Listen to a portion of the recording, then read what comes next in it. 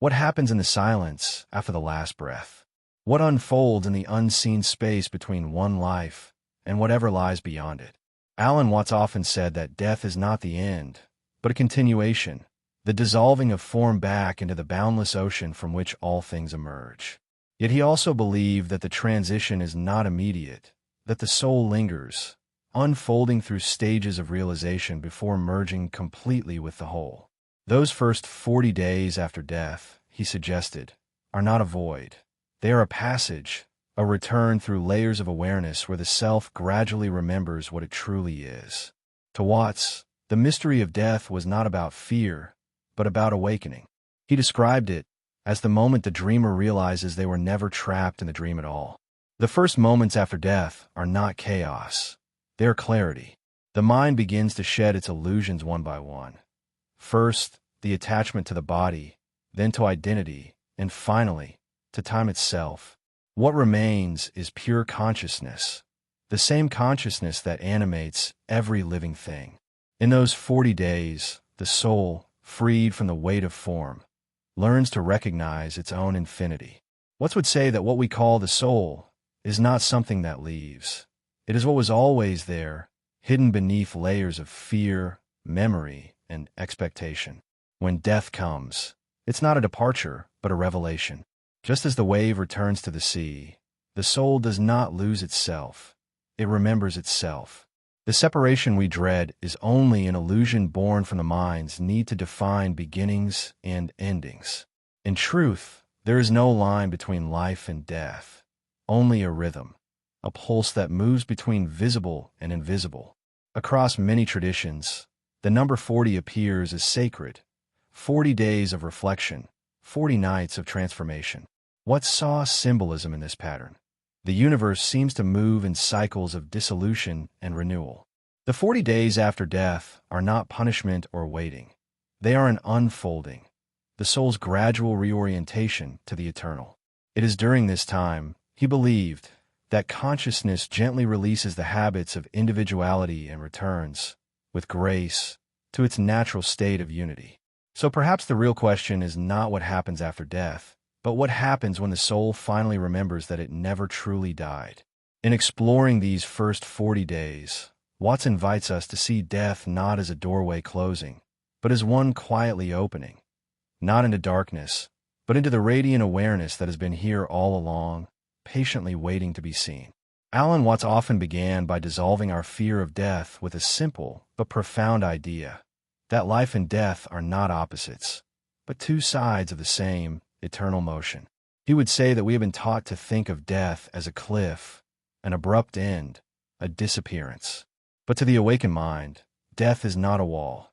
It is a doorway through which consciousness flows as naturally as breath leaves the body. In the first moments after death, Watts imagined, the soul does not feel loss or confusion. It feels release. Like air leaving a bottle, consciousness expands effortlessly into a larger space it had forgotten it belonged to. It realizes that what it thought was the end is simply the beginning of remembering. The first stage, according to Watts's perspective, is the dissolving of the illusion of separation. The soul, for a brief time, may still identify with the body, still feel the echo of touch, warmth, and familiarity. But as awareness deepens, those sensations fade, not in fear, but in peace. Watts described this as the soul watching the tide pull away from the shore, realizing that the land it clung to was never truly its home. The human identity, once so rigid, begins to soften. In its place, there is vastness, a sense of being everywhere and nowhere at once. It is the gentle undoing of individuality. He often used the metaphor of a wave returning to the ocean. The wave does not die. It simply loses the illusion of being separate from the sea. The soul experiences this same reunion. For the first time, it understands that life was never something it had. It was something it was. That realization is what the first days after death are truly about, the remembering of unity. Watts believed that consciousness does not vanish. It transforms, like a melody that changes key but never stops being music. During these early days, the soul, still resonant with human emotion, might revisit familiar images or memories, not as punishment or judgment, but as reflection, as the mind reviewing its own dream before waking. Watts would say that this process is not about moral accounting, it is about understanding. The soul sees how every act, every word, every thought was part of a single, interconnected pattern, how nothing was ever wasted. The fear of death disappears when one realizes that life was never a possession but a dance, and every step, even the missteps, contributed to the music.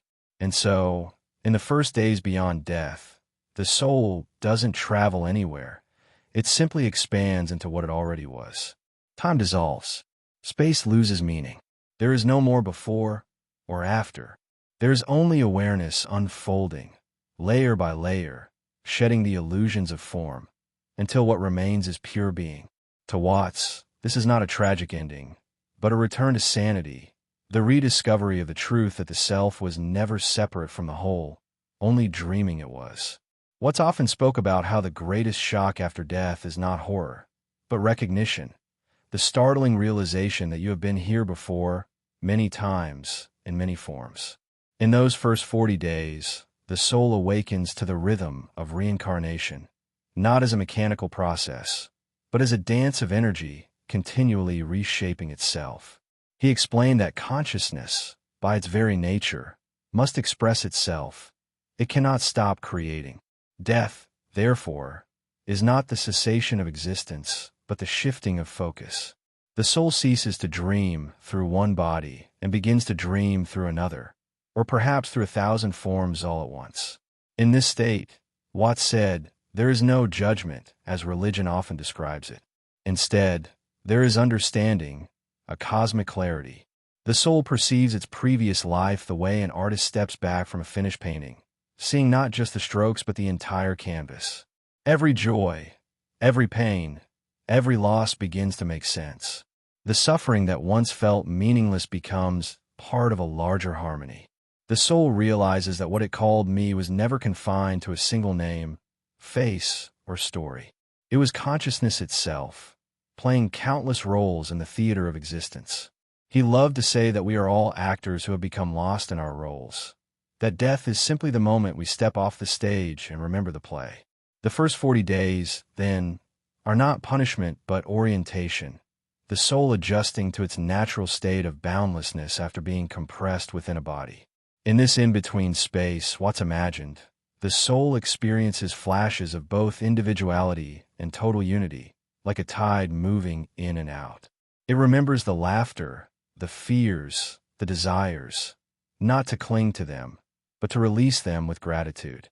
What many traditions describe as the journey of 40 days is, in Watts's interpretation, a symbolic process of purification, not of sin, but of illusion.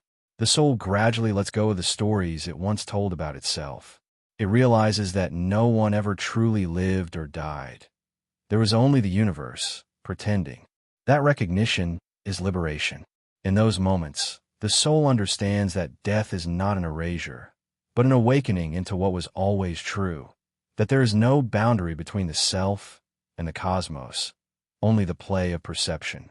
By the end of this early stage, consciousness becomes lighter, freer, more fluid. The soul is no longer frightened by the unknown, because it sees that there was never anything unknown, only forgotten. Watts believed that when the soul reaches this point, it begins to laugh, the kind of laughter born not from amusement, but from understanding. The cosmic joke, he said, is realizing that the one who feared death was never alive to begin with. It was only life itself, pretending to be temporary. Alan Watts often said that if we could see death clearly, we would no longer call it the end, we would call it the great remembering. For in those first 40 days, the soul slowly awakens from the hypnotic trance of individuality. The boundaries that once defined me and you dissolve, revealing the truth that there was never a you, to begin with, only the eternal energy of existence, momentarily shaped into a human story. In the early phase of this passage, consciousness begins to expand beyond personality, yet echoes of identity still ripple through it. You might say the soul dreams itself dissolving, a graceful fading, not into nothingness, but into everything. Watts described this process as a cosmic unlearning. Just as a child gradually learns to speak, walk, and identify as someone, the soul, after death, undergoes the opposite journey. It learns to forget. It unlearns the language of separation, the habits of fear, and the constant need to define itself. This unlearning is liberation. Each moment, a new veil lifts. The soul realizes that its memories, its attachments, its possessions were all like garments, beautiful, temporary, and no longer needed. The shedding of these layers feels not like loss, but like coming home. During these moments, according to Watts's view, the soul perceives time differently. 40 days are not experienced as days at all, but as movements of awareness. The soul travels through dimensions of consciousness, where past and future merge into a single eternal now. It witnesses the life just lived not as a sequence, but as a tapestry. Every event, every emotion, every encounter woven together into one pattern of meaning. This panoramic vision is what many mystics have called the life review, though Watts would say it's not judgment, it's understanding. The soul sees how every act, however small, was part of the cosmic dance, and how love was the thread running through it all. As individuality fades, the soul begins to feel what Watts called the pulse of the infinite. It senses itself in everything, in the rhythm of stars, in the whisper of light, in the vibration of all existence. To realize this is to awaken to what he often described as the play of God. The universe is not a machine grinding toward purpose. It is a play, a divine game of hide and seek where the one becomes the many, forgetting itself only to rediscover its own glory through countless lives and deaths. The first 40 days after death, then, are the closing act of that play, the moment the actor removes the mask and remembers they were the entire theater all along. And it's in that recognition, Watts said, that fear finally dies. Because how can the ocean fear losing one wave? The wave was the ocean all along. The soul, having seen this, begins to rest. Not the rest of sleep, but the stillness of realization, the stillness of being exactly what it always was, awareness itself. The 40 days are not a journey away from life, but a spiral inward to the truth that there was never a place to go, never a self to save, and never a death to fear. Alan Watts often used the analogy of waking from a dream to describe what happens as consciousness transitions beyond death. In a dream, we believe everything is real. The people, the fears, the sensations, until we awaken and laugh softly at how convincing it all was. The same, he said, is true of life and death. The soul, in the first 40 days, experiences the great awakening from the longest dream it has ever known. At first, the dream still lingers. Familiar faces, places, and sensations appear like echoes of a memory. But as the veil thins, clarity returns. The soul begins to see that it was never trapped inside the dream. It was the dreamer all along. This realization doesn't happen abruptly. It unfolds like dawn spreading across the horizon. Watts explained that enlightenment, even beyond death, is gentle, a process of remembering rather than discovering. The soul gradually adjusts to the luminous reality that everything it once called external was a projection of its own consciousness.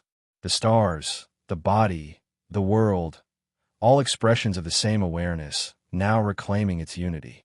In that realization, the idea of loss becomes absurd. The loved ones you thought you left behind are not gone. They are within the same consciousness, simply playing different notes in the same eternal song. Watts believed that during this period, the soul experiences a profound sense of humor, a divine laughter. The seriousness of life dissolves. The urgency, the striving, the suffering that once seemed so absolute are now seen for what they were, the necessary tension of a story that was never real. You are the universe pretending not to know itself, he would say. And when the pretending ends, there's laughter, not mockery, but joy. It's the laughter of waking up from a long, beautiful dream and realizing you were safe all along. In this liberated state, the soul does not go anywhere. Instead, it expands everywhere. What's described it as a shift from the question, what happens next, to the understanding that there's no next.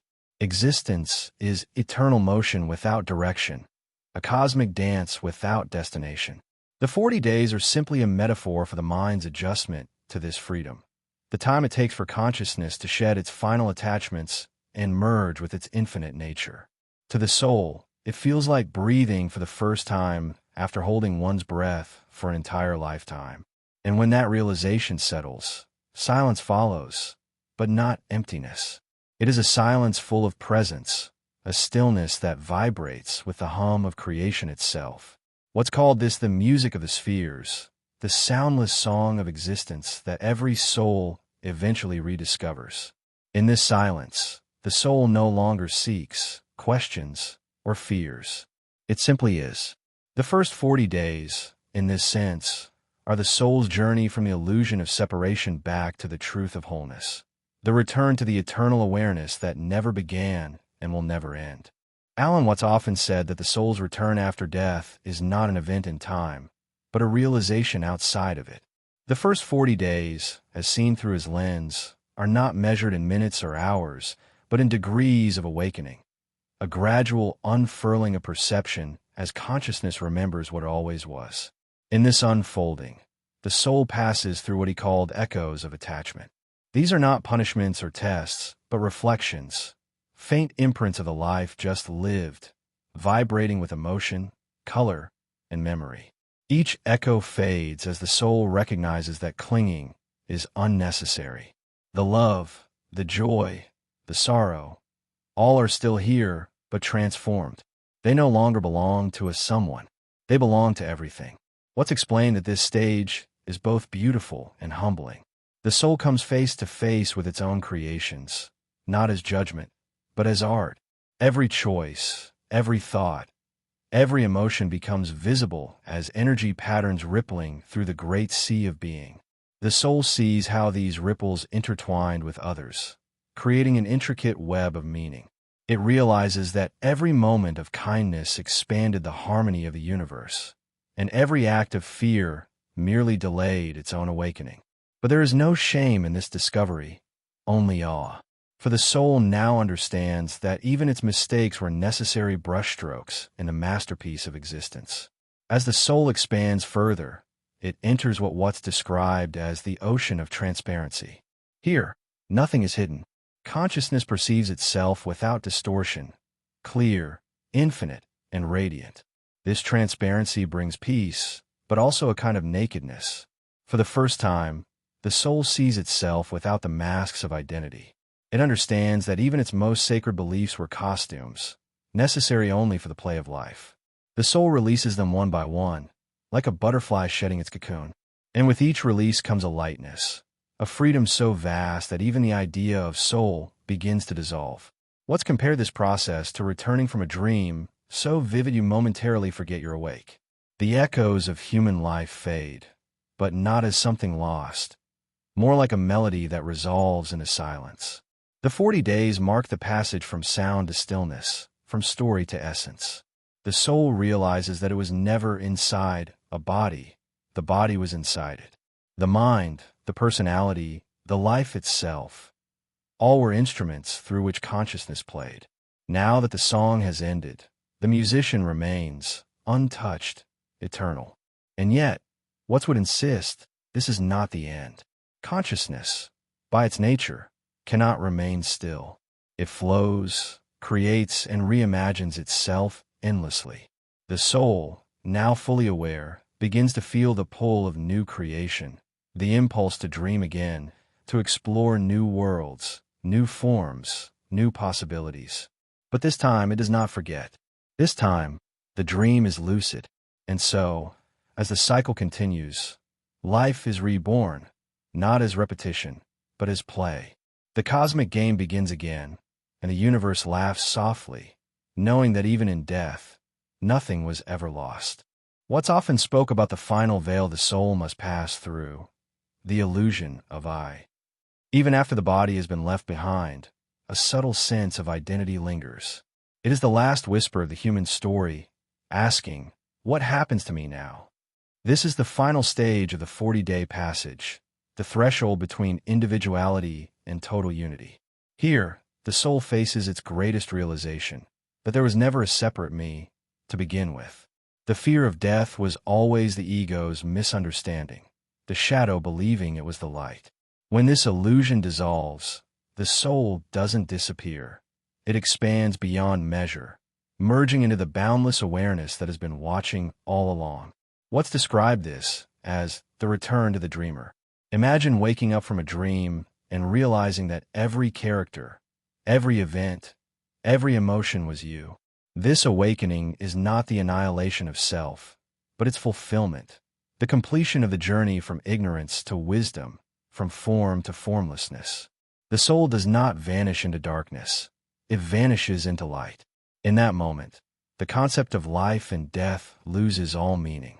There is only being, eternal, unconditioned, and endlessly creative. As the soul crosses this threshold, Watts imagined it merging into what mystics have called the Great Silence, not a void, but an infinite awareness humming with life. It is a silence so profound that it contains all sounds, a stillness so vast that it includes every motion. The soul realizes it was never traveling toward God, for it was God, dreaming itself through the eyes of mortality. Every birth, every death, every breath was part of this divine play, and the first 40 days after death are the moment the actor finally recognizes the stage is home. In this final realization, there is joy, not the fleeting joy of emotion, but the deep, boundless joy of recognition. Watts would call it the cosmic laugh. It is the laughter of one who has finally understood the grand illusion, that the seeker and the sought were always the same. The laughter echoes through eternity, gentle yet powerful, as the soul dissolves completely into its source. There is no fear, no longing, no distance, only the dance of awareness, endlessly creating and dissolving within itself. And yet, even this dissolution is not an end. Watts would remind us that consciousness never stops expressing itself. Once it has remembered its nature, it may choose to return, not out of desire or karma, but out of pure love. It re-enters the dream, not to escape it, but to play again. Life, death, and rebirth become the breathing of the universe, in and out forever. The 40 days are simply the breath between heartbeats, the moment the soul pauses, smiles, and begins again. Alan Watts often described the soul's final realization as a kind of cosmic homecoming, the moment when awareness stops looking for itself in mirrors and finally recognizes its reflection in everything. The first 40 days after death, in his vision, are the soul's journey back to this home, not through distance, but through understanding. As the soul lets go of its last attachments, it awakens into a clarity so pure that it can no longer distinguish between self and universe. It sees that every star, every breath, every heartbeat that ever was or will be has always belonged to one continuous consciousness. There was never an I moving through life, only life moving through infinite expressions of itself.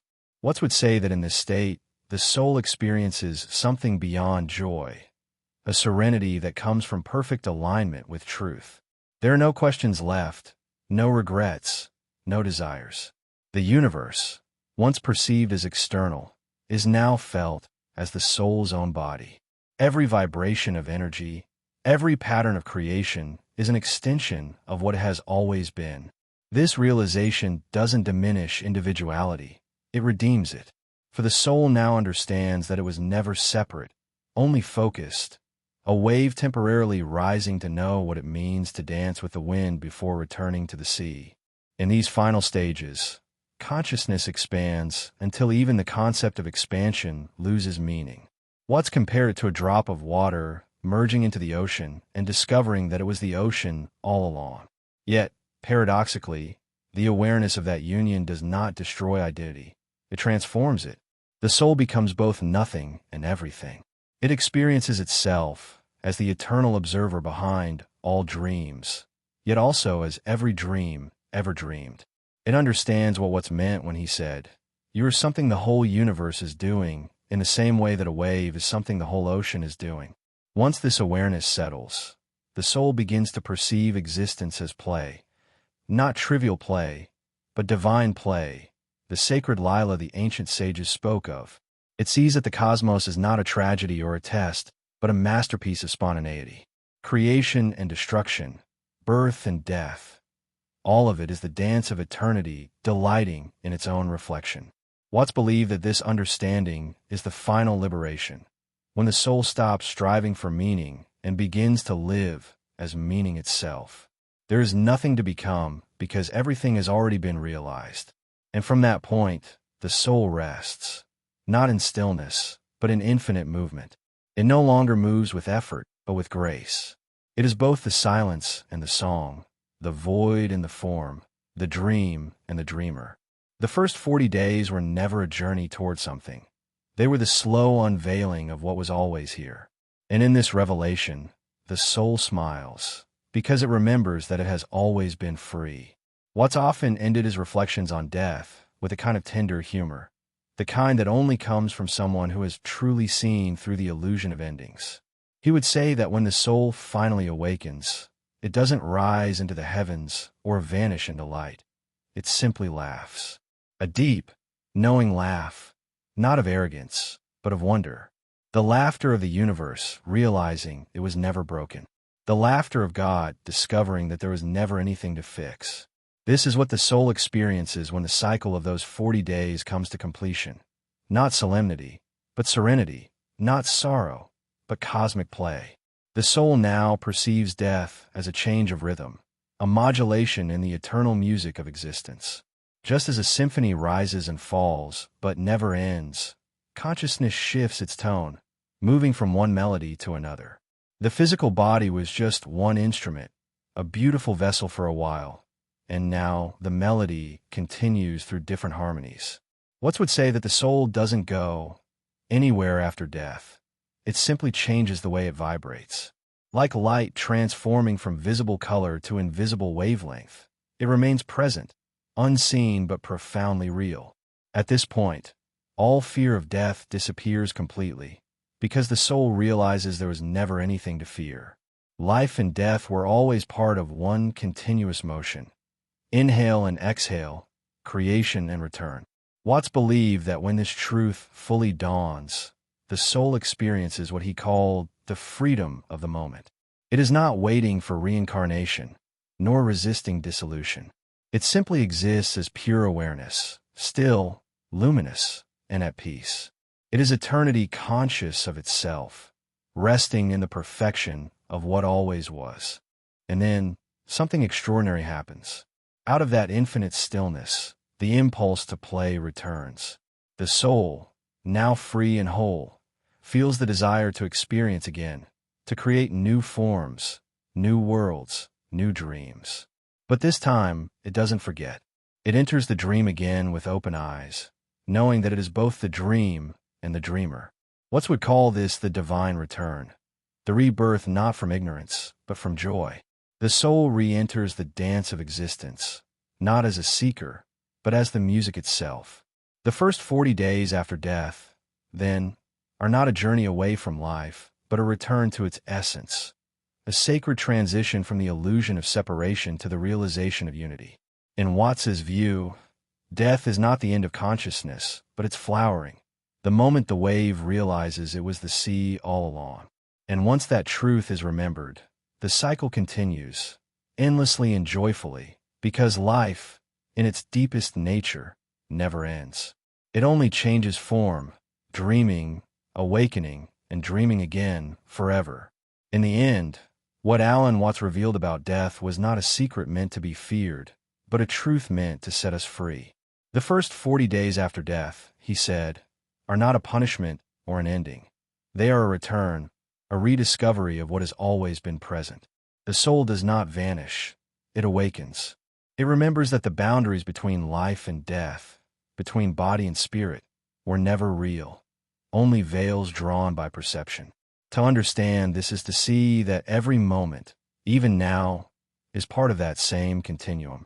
We die and are reborn with every breath, every change, every letting go.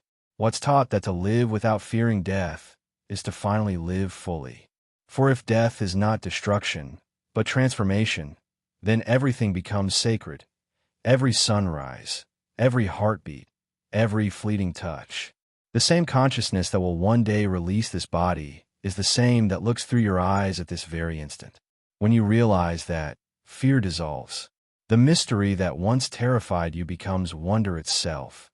The quiet recognition that existence has no edges, that everything you are is part of a rhythm too vast and beautiful to end. Perhaps that is the message hidden within the first 40 days, not a map of the afterlife, but a mirror reflecting how to live now.